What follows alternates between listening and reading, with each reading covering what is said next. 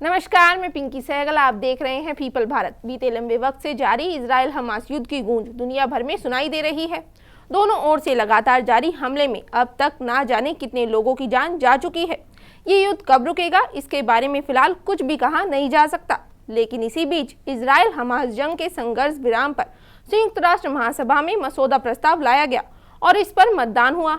अब इस मतदान में भारत का क्या रुख है, बताएंगे आपको इस रिपोर्ट में। आपको बता दें, भारत ने शुक्रवार को संयुक्त राष्ट्र महासभा में जॉर्डन द्वारा प्रस्तुत मसौदा प्रस्ताव पर हुए मतदान से दूरी बना ली।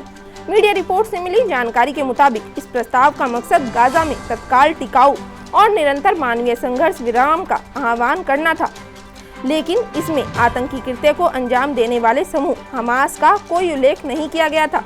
इसी वजह से भारत ने इस मसौदा प्रस्ताव पर मतदान करने से दूरी बना ली।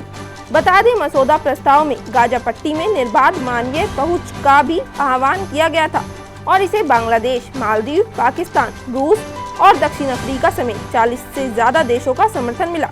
वहीं भारत के अलावा वोटिंग से दूरी बनाने वाले देशों में Australia, Canada, Germany, Japan, Ukraine और यूके शामिल रहे।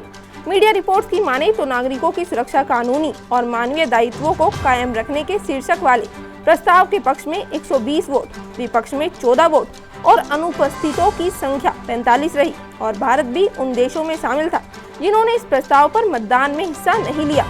इसके साथ ही इस दौरान संयुक्त राष्ट्र में भारत की उप स्थायी प्रतिनिधि योजना पटेल ने कहा, हमें उम्मीद है कि इस सभा के विचार विमर्श से आतंक और हिंसा के खिलाफ एक स्पष्ट संदेश जाएगा और हमारे सामने मौजूद मानवीय संकट को संबोधित करते हुए कूटनीति और बातचीत की संभावनाओं का विस्तार होगा।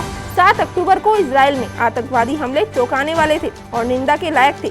बंधक बनाए गए लोगों के साथ हमारी संवेदनाएं हैं। हम उनकी तत्काल और बिना शर्त रिहाई का आह्वान करते हैं।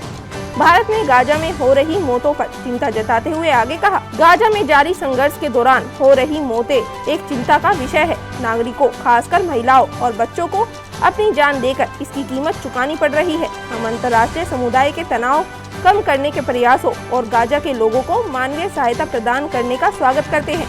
भारत ने भी इस प्रयास में योगदान दिया है। भारत ने हमेशा इजराइल फिलिस्तीन मुद्दे के लिए बातचीत के जरिए 2 देश समाधान का समर्थन किया है।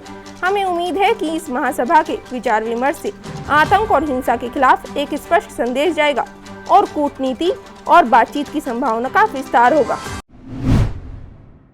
हालांकि अब 120 देशों के समर्थन के साथ यूएन में युद्ध विराम के प्रस्ताव को पास कर दिया गया है, जिसके बाद हमास ने इस प्रस्ताव पर खुशी जताते हुए इस प्रस्ताव को तुरंत लागू करने को कहा है। इसके साथ ही हमास ने इजराइल को बमबारी रोकने से भी कहा है। खैर, आपका इस पूरे मामले पर क्या कहना है, हमें कमेंट करके जरूर बताएं। इस खबर में फिलहाल इतना ही। देश और दुनिया की तमाम अपडेट से जुड़े रहने के लिए सब्सक्राइब करें पीपल भारत को।